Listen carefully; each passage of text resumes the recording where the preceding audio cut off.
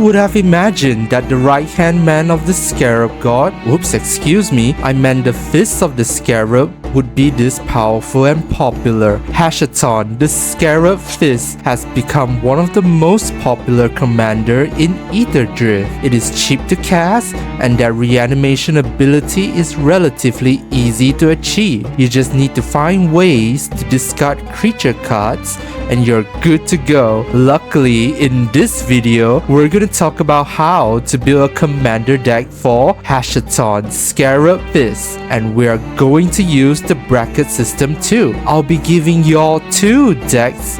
One is for budget version, which will be in bracket 2, and the other for the expensive version, which will be in bracket 3, as there are 3 game changer cards. Stick around and you'll find out how you could cheat out big, scary creatures by piloting this Scarab Fist deck. Hi everyone, this is Darren bringing you another deck tech on Hashaton Scarab Fist. We will be discussing the game plan for this deck, the payoff, and the overall deck building for this deck. If you're keen on cheating scary creatures into play, then keep on watching. Before I begin this video, here are some disclaimer. There is no perfect way to build a commander deck. Deck building is an art, not science. You may like or don't like this deck tech, and that is completely fine. If you find out that there is not enough card advantage or removal, please feel free to replace the card inside this deck. I'm just sharing my thoughts on how to build this deck. If you watch this in the future, the bracket system may change as it is still a beta version. Again, feel free to make the necessary changes to accommodate the bracket system. So let's begin. Here's Hashaton Scarab Fist. It is a 2 mana value commander, and whenever you discard a creature card, you may pay 2 and a blue. If you do, you create a tap token that's a copy of that card, except it is a 4/4 black zombie. Hashaton is actually a payoff. Whenever you discard a creature card, it rewards you by creating a token copy. What I like most about this ability is the token creation. It is not casting a creature spell. Therefore, cards like Essence Scatter or Strict Serenade cannot stop this ability. However, cards like Trick Bind or Disallow can stop this ability, but they are very niche cards. So the game plan for this card is to run several discard outlets as your enablers. We have several cards that allows you to draw and discard cards. Most of them allows you to do this at instant speed, which is very important as you want to catch your opponent off guard and untap with those 4/4 zombie tokens and be able to attack on your next turn. I don't run cards that gives you no maximum hand size, as you can discard cards during your cleanup step to trigger Hashaton's ability. So what kind of big scary creatures you want to cheat out? First off, we have Massacre Worm that can bob wipe your opponent's creature, and whenever their creatures die, they lose 2 life, which is going to hurt token decks. Runescar Demon can search for any cards from your deck and add it to your hand. Grave Titan can spam out more zombie tokens, and whenever you attack with it, you're going to create more zombie tokens. Magister Sphinx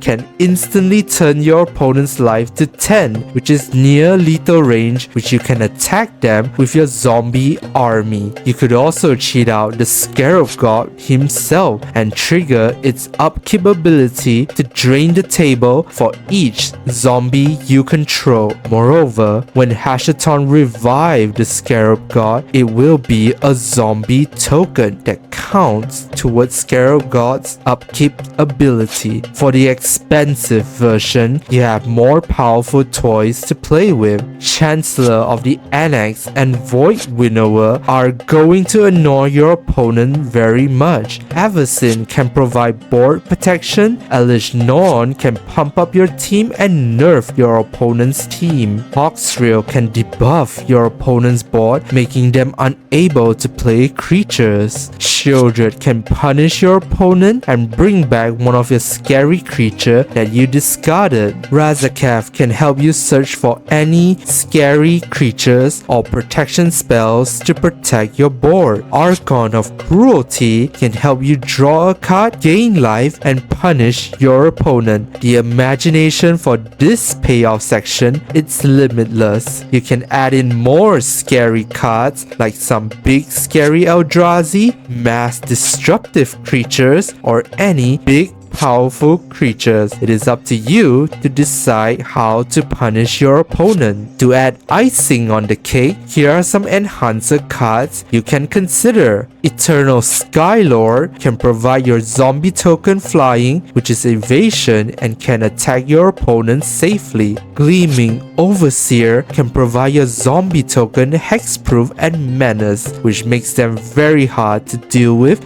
and hard to block. You'll be drawing more cards if you have Teferi's Ageless Insight on board. For the expensive version, you have Caretaker's Talent to help you draw more cards and pump up your tokens. Mondrak Glory Dominus can double your tokens production, and it is a creature, which means Hashaton can bring it back. There are some card advantage for this deck. I really like Ghostly Pilferer because it can act as a card draw and a discard outlet, which allows you to discard for free to trigger Hashaton's ability. Lightness Looter can help you draw and discard a card, then it can turn into any creature cards in your graveyard in a later turn. For the expensive version, there's Consecrated Sphinx and Nelzahal to draw you tons of cards. Nelzahal